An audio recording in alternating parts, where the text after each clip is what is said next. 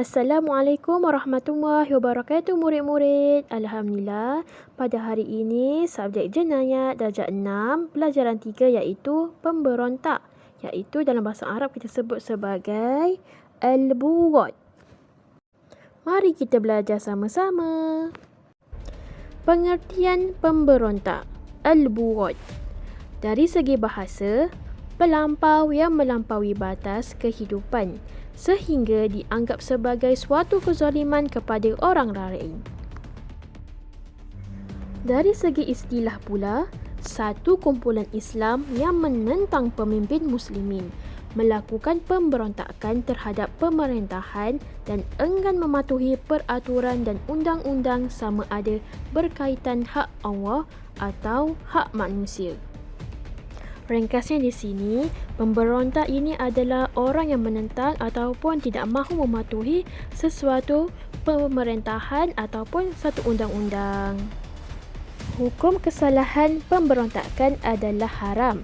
Ia berdasarkan firman Allah Ta'ala dalam surah Al-Hujurat ayat 9.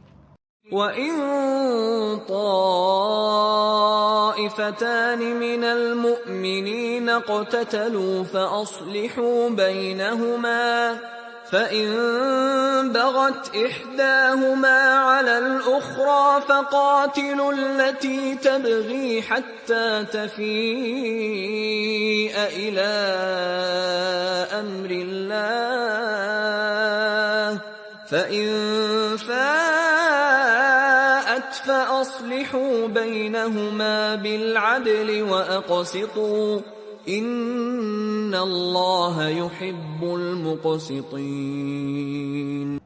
Sadaqallahul Azim. Okey murid-murid, mari kita baca erti bagi ayat surah Al-Hujurat ayat 9 tadi. Dan jika dua puak dari orang yang beriman berperang, maka damaikanlah di antara keduanya.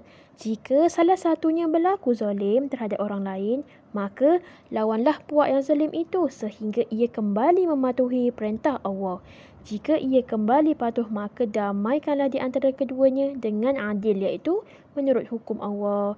Serta berlaku adillah kamu, iaitu dalam segala perkara. Sesungguhnya Allah mengasihi orang yang berlaku adil. Baiklah murid-murid, mari kita baca bersama-sama ciri-ciri kesalahan memberontak. Okey murid, kat sini ada 3 unsur kesalahan memberontak, iaitu yang pertama, niat. Yang kedua, perbuatan menderhaka. Dan yang ketiga, penggunaan kekuatan dan kekerasan. Baiklah, ciri kesalahan memberontak yang pertama iaitu unsur niat. Niat melakukan pemberontakan terhadap pemerintah bertujuan untuk apa? Untuk menggulingkan dan tidak mahu tunduk kepada pemerintah. Dan enggan melaksanakan kewajipan dan tanggungjawab untuk mengikut peraturan dan undang-undang yang telah ditentukan. Baiklah murid, di sini niat tersebut adalah bertujuan untuk menggulingkan dan tidak mahu tunduk kepada pemerintah. Unsur seterusnya adalah perbuatan menderhaka, iaitu apa? Menentang pemerintah. Seterusnya pula tidak mematuhi pemerintah atau undang-undang yang dikuatkuasakan. Tambahan pula, tidak melaksanakan kewajipan yang dianggap sebagai maksiat. Di sini, perbuatan dia telah menentang pemerintah dan dia tidak mahu pun mengikut segala undang-undang yang telah dikuatkuasakan oleh pemerintah tersebut. Ciri seterusnya adalah penggunaan kekuatan dan kekerasan. Di sini, pemberontak tersebut murid-murid, dia mempunyai kekuatan pertahanan sendiri. Selain itu, dia mempunyai senjata. Senjata. Dan selain itu juga, dia mempunyai tentera yang dapat melakukan tindakan yang boleh mengganggu ketenteraman negara serta membuat kekecauan. Baiklah, itu adalah 3 ciri kesalahan memberontak, iaitu niat, perbuatan menderhaka serta penggunaan kekuatan dan kekerasan. Semoga Allah melindungi negara kita daripada anasir-anasir yang jahat. InsyaAllah, amin. Seterusnya, syarat memerangi pemberontak.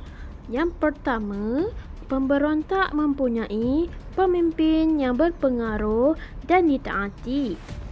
Di sini murid-murid, pemimpin yang dapat mengatur dan mentadbir, merancang serta menyusun strategi bagi melaksanakan penentangan dan pemberontakan. Syarat yang kedua, pemberontakan menentang pemerintah secara terbuka. Mereka ni, pemberontak ni, dia tidak berada di dalam kawalan pemerintah sebab mereka ni mempunyai pengkalan yang di luar daripada kekuasaan pemerintah. Syarat seterusnya, pemberontak mempunyai kekuatan tentera, senjata dan pengkalan bagi pergerakan dan pertahanan mereka. Syarat yang keempat, pemberontak mempunyai asas yang menjadi prinsip perjuangan mereka sendiri walaupun asas ini salah. Cara menghadapi pemberontak yang pertama, pemberontak Islam hendaklah memberi pandangan dan nasihat melalui perundingan dengan mereka yang memberontak. Ini kerana supaya mereka ini akan kembali ke pangkuan jemaah Islam. Seterusnya, ketika peperangan sedang berlaku, para tentera pemerintah Islam tidak boleh mengajar musuh yang meninggalkan medan peperangan. Mereka juga tidak boleh menghukum pemberontak yang lemah dan cedera. Cara yang ketiga, pemerintah Islam tidak boleh merampas harta mereka sebagai ghanimah. Ghanimah maksudnya harta rampasan.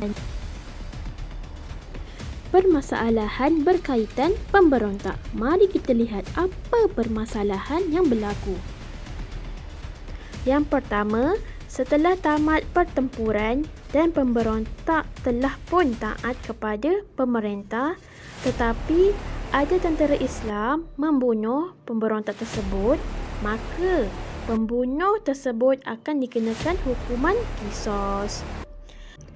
Namun begitu, pembunuh akan dikenakan hukuman diat sekiranya pemberontak itu masih memberontak dan tidak mahu taat kepada pemerintah, maka pembunuh tersebut akan dikenakan hukuman diat sahaja. Permasalahan kedua, wajib membayar diat sekiranya tentera pemerintah Islam itu membunuh pemberontak yang ditawan. Permasalahan yang ketiga, pemberontak yang terkorban dalam pertempuran matinya sia-sia kerana tidak boleh diambil tindakan qisas atau diat terhadap pihak yang membunuhnya. Permasalahan yang keempat, pemerintah Islam tidak boleh membunuh pemberontak yang lari peperangan, mencampakkan senjatanya dan berpaling daripada pertempuran.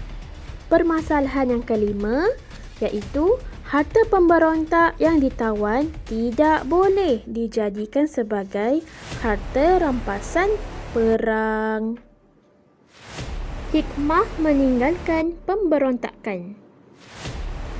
Hikmah yang pertama, taat kepada pemerintah Islam selagi tidak melanggar syariat dan hukum Islam.